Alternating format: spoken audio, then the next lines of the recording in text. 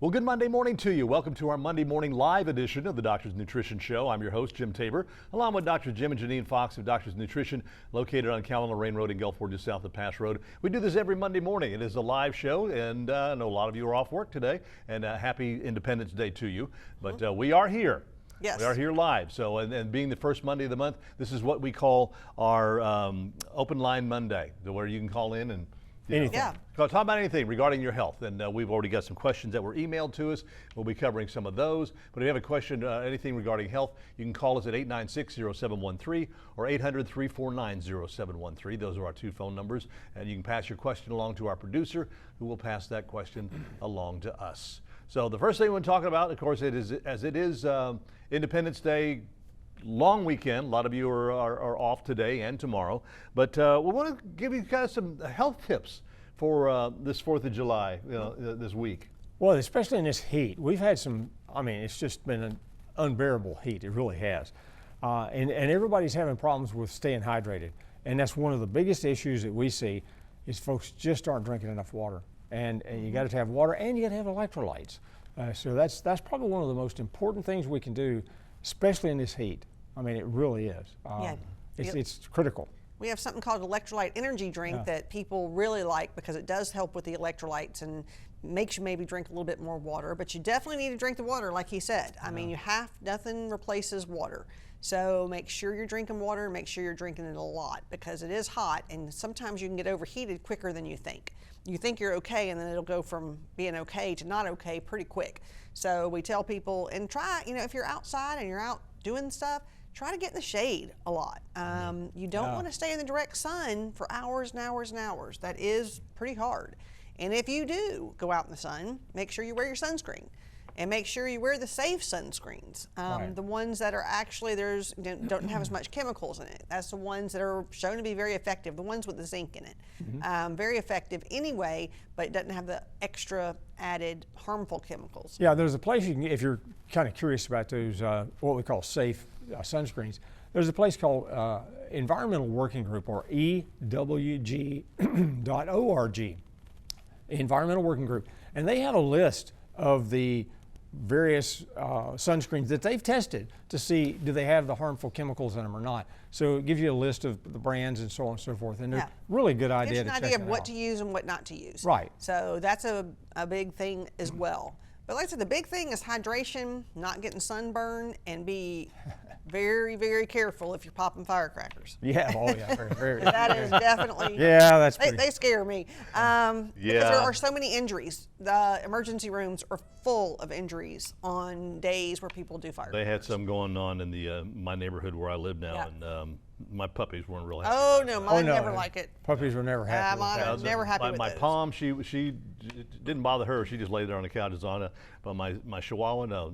BB is like, every time start barking. Oh yeah. They don't like it. It scares them. They hear it a lot louder than we do. Yeah. So, but that's the big things with the heat is making sure you're hydrated. Yeah. Hydration. Yeah. And speaking of hydration and mentioning dogs, be sure they have plenty of water. I was going to say, make sure if they're out. Yes, I don't leave mine out. I have little bitty dogs. If everybody's been in our store, they see them because I bring them with me. But they're little, and they say they don't handle the heat very long. So if we do go outside with them, I make them go back. I always say I trick them back inside. So I make them think we're going inside, and I trick them back inside for a little bit, and then I let them back out for a little bit, and because it gets too hot. And so they have a fur coat on, and it makes it even hotter for your animals. Yeah. Okay, but 896-0713 or 800-349-0713. One of our questions that was emailed in, recently I've been waking up with night sweats. What could be causing them? Well, there's a lot of questions about that. Is it a female? Is it a male? Is it what age? Because that makes a lot to do with night sweats. Of course, if it's a female approaching menopause or after menopause, you can say actually it could be hot flashes.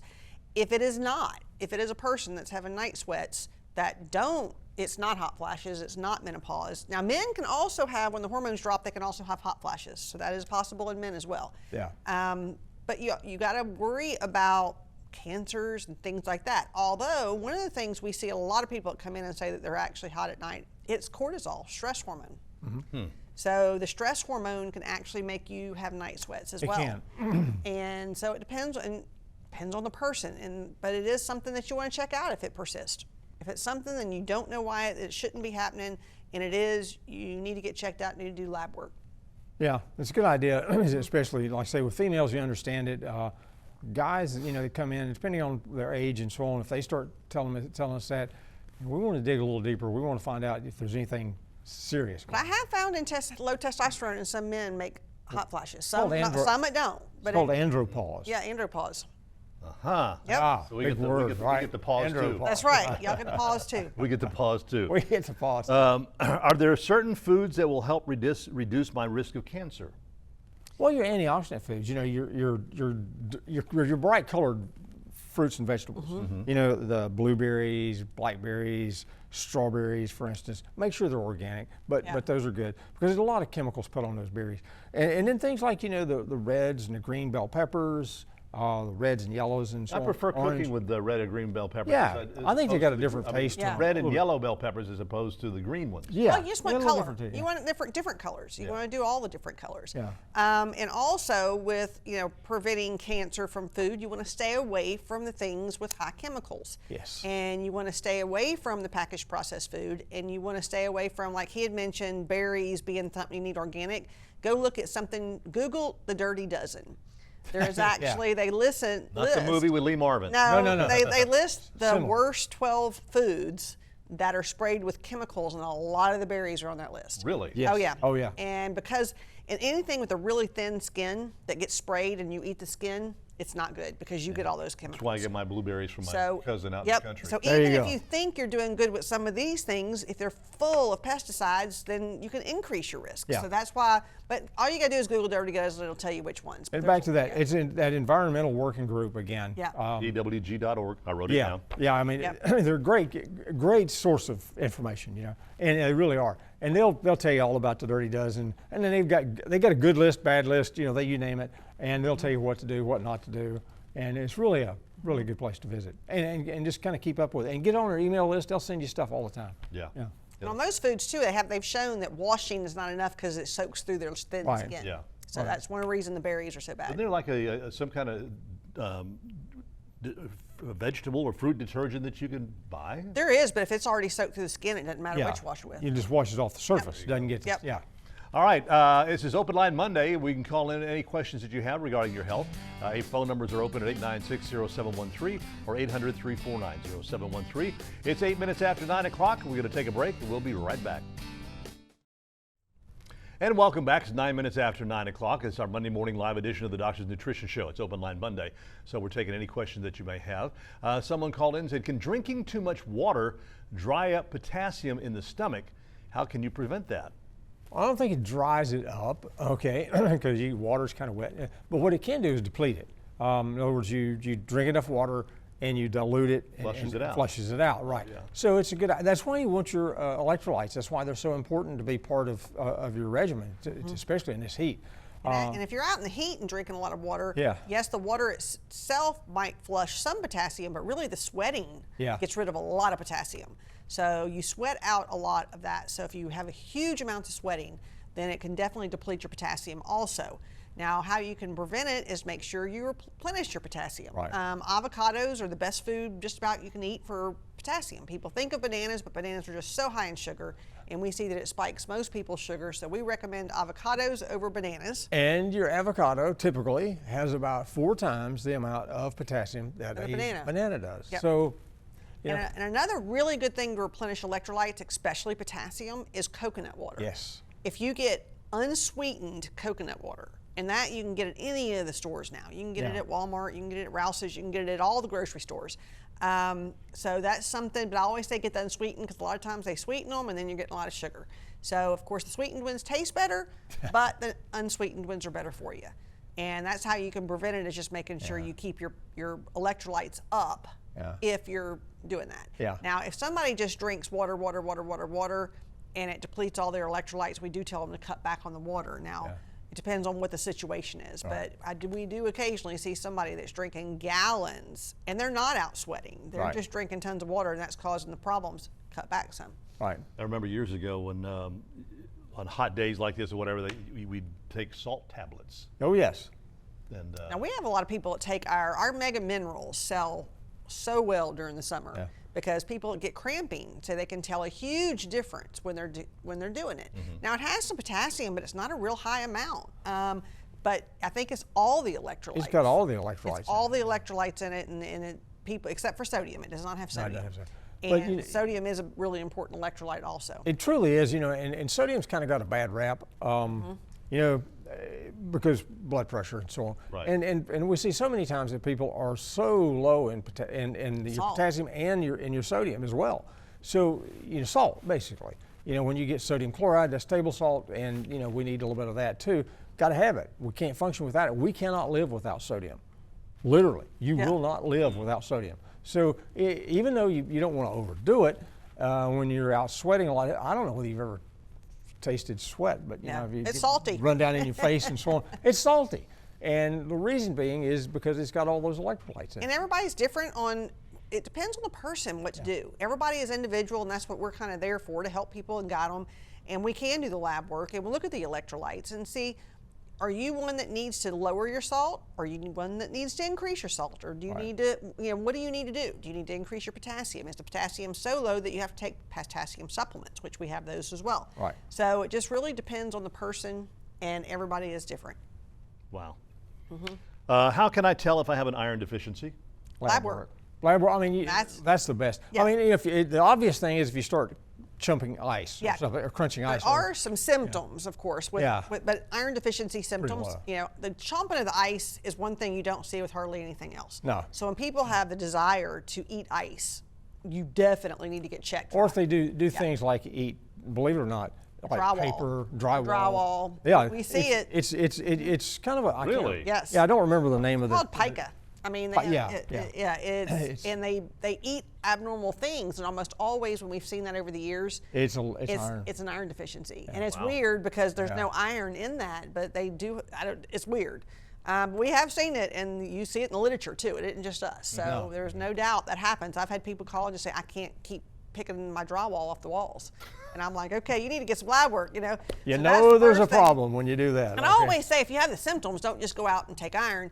Check it. Make Yeah. sure that's what it is. So Now- if you walk into someone's house and there's little things in the Yeah, drywall they that's might- gone, I can you tell might them want to they- ask them, have you had your iron checked lately? They could have a problem. Right. I know it sounds crazy, but Wow. yeah. Yeah.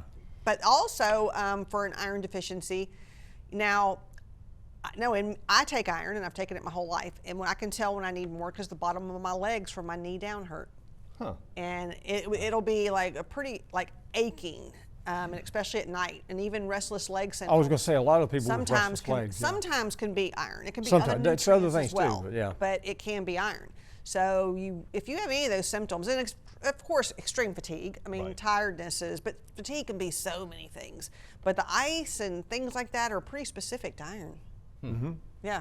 Kind of weird, but I'm 45 and already experiencing hot flashes. Is that normal for someone my age, or could it be something else? Totally normal. sounds I like a mean, female. And yes, it's very. your average age for menopause is 48.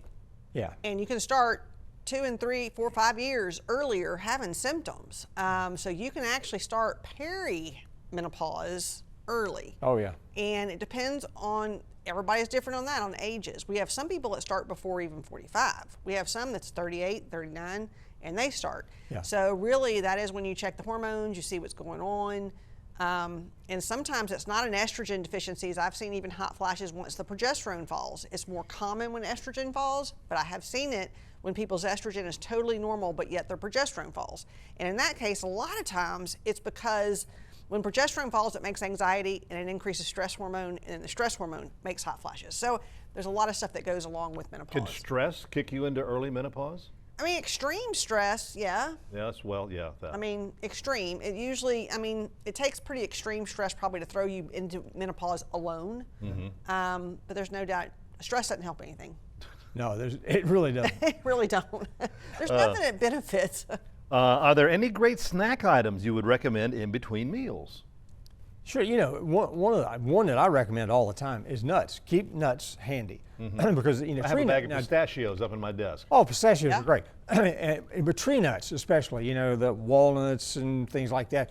almonds, etc. And those things are just great because they've got a lot of nutrients in them. They got a lot of good fats. I kind of like celery with even some of the nut butters, but make sure your nut butter doesn't have sugar added. Right. And you be careful with the nuts. Now, nuts are a good snack, but They are.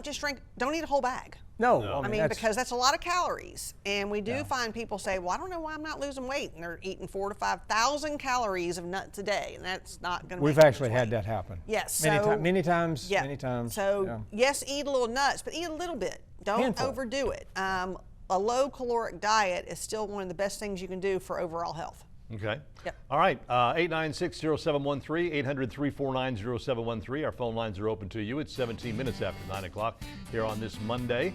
So we're going to take a break. We'll come back with this week's special and our final segment for the morning. And welcome back. It's 19 minutes after 9 o'clock. It's our Monday morning live edition of the Doctor's Nutrition Show. It's Open Line Monday, so you're welcome to call in and ask any questions regarding your health or somebody else that you're concerned about. That's what we're all about here, trying to help you live a healthier lifestyle. And every week we have a special that we pass along to you. And this week's special is? Well, the first thing is the zinc and elderberry lozenges. Now, a lot of people think zinc and elderberry, they think, well, okay, that's fall and flu season. I got news for you, folks. Flu season's here. And not only that, COVID is still here. A lot of people have thought COVID has went away. It has not. And it's changing We talked rapidly. the other day. There's like a new strand or something. There's a new Yeah. strand, Yeah. XXB, I think it is. And they say that nobody, I don't care if you've been vaccinated, I don't care if you've had COVID, nobody has We're immunity. showing to it this don't one. have much, nobody has much immunity to it. Wow. So it's very contagious. And Yeah. we have had a lot of calls last week at the store about people with COVID. Yeah. So COVID is out there. We've had quite a few people positive for the flu, which is a weird time of the year, but that's what we've seen. What you see. So that's why we decided let's put the zinc and elderberry lozenges on sale. And it has 23 milligrams of the zinc. It has 150 of the elderberry. Has a little bit of 1,000 of vitamin D with it. Right. So that's just something for the immune system to keep it strong. Right. Okay. And the memory core. Memory core, of course, is what it's for, is memory. It actually is got your phosphatidylserine, it has your acetyl L-carnitine, it has the cocoa extract, it has your ginkgo, it has, so it's a really good memory formula. It is. Yeah. Okay. So that's just two of the things we were going to Yeah, I have on started sale. taking something. We talked about something a few weeks ago. CDP. CDP. Yeah, I started taking that. CDP, that's another really good one for memory. Oh, yeah. We have a lot of different things for memory. And people are different. I like the CDP myself, but we have a lot of people that take the memory core. Yeah. Well, memory core's just got a lot of really lot of good different things. Yeah. And if somebody's truly got a problem, they take both. Yeah. I mean, I have quite a few people that do both of them. So, because they are different. Yeah. Another call, email question. I'm beyond help with this. What supplements do you recommend for healthy hair? Hey, you failed that one, didn't you? I did. Well, I was like, Of course, your male pattern ballus, I know. your biotin is always a biggie, That's especially always if you've biggie. taken a lot of antibiotics. Yeah. Of course, collagen is always good for hair and skin and nails. And we have a hair, skin, and nail formula, which it, of course, has the biotin, but it has zinc is real important for the hair as well.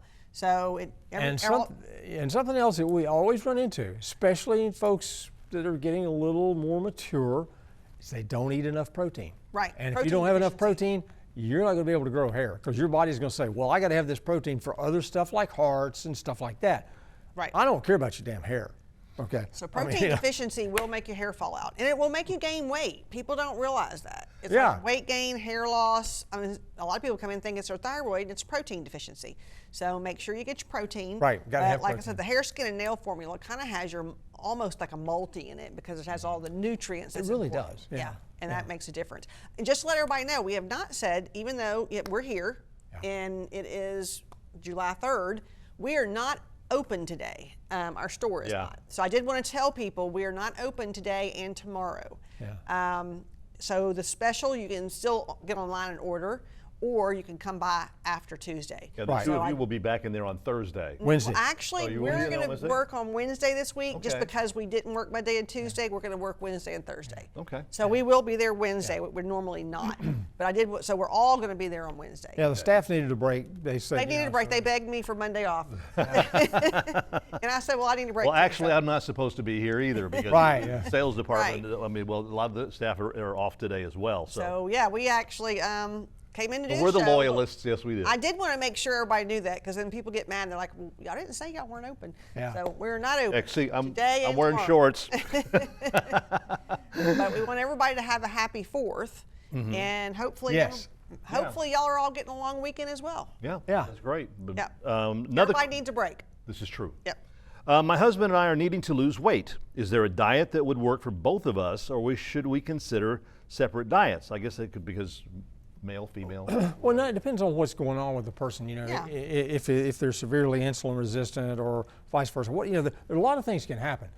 So you need to look at each one individually, and then from that point on, we can kind of come up with a diet that fits them. And sometimes it works for both. Yeah. Sometimes it doesn't. And everybody needs to get off packaged processed food and lower their sugar. I mean, Yeah. that could be beneficial for everyone. Well, y'all have a diet there at the store. We do. That low and- glycemic The low diet. glycemic diet. That But there doesn't work well. is, there are differences in people. You find somebody like with a kidney issue, they can't do high protein. Right. You find somebody with an APO4 genotype, they can't do the fat. Yeah. There are different things that you have to consider. I mean, for the most part, yes, a low glycemic diet is good for most people. Right. You say most, Right. yeah. So How about most. intermittent? I do like intermittent fasting. Thank you. I do like intermittent fasting. There's been a lot of good research on how intermittent fasting mimics a low caloric diet. And no one's going to do a diet low enough in calories with what the research says a low caloric diet should be. Yeah. But they have shown that it mimics it to actually go so many hours of fasting. And so I do like that. And there was even some new research 2 or 3 weeks ago that showed, most people that do intermittent fasting that I've talked to do like noon to maybe 6 or noon to 7, something like that. They actually showed if you do like eat breakfast and stop eating by 2, or eat 90%, what the research showed is eat 90% of your calories before 2 o'clock in the afternoon. It showed a much better control of blood sugar in diabetics. Right. And you don't eat anything after that? It Right. showed very little. Very little. Very little. 90% of your That's calories. where your peanuts and snacks come in. Yeah, Yeah. but very little. Peanuts have high calories. You just have to look. You don't want tons of stuff after 2. And I did it myself like a week ago, and I lost weight just not eating anything different, just eating at different times. So there's no doubt eating early, I think, is more beneficial. So eat your breakfast, Breakfast, and then eat a lunch. lunch, and then basically stop eating at 2. Now you can have So 10. you don't do dinner. No. Okay.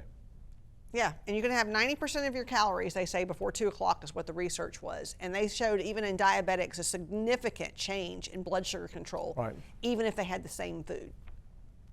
Yes, eating early. Pretty amazing stuff. That Gives you time to burn it off before you lay down. Yeah. So it's harder to get used to. But then you go to but bed with an empty stomach. Your stomach lays there. And goes, see, you get used to it though. I slept a lot better not Did you having really? food at night. Yes. Yeah.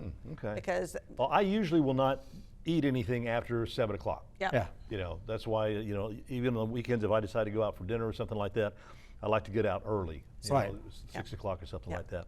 Anyway, have a great 4th. Next week we're talking about Talk about urinary health, just urinary health. Urinary tract health. Right. Things to actually help with the urinary tract.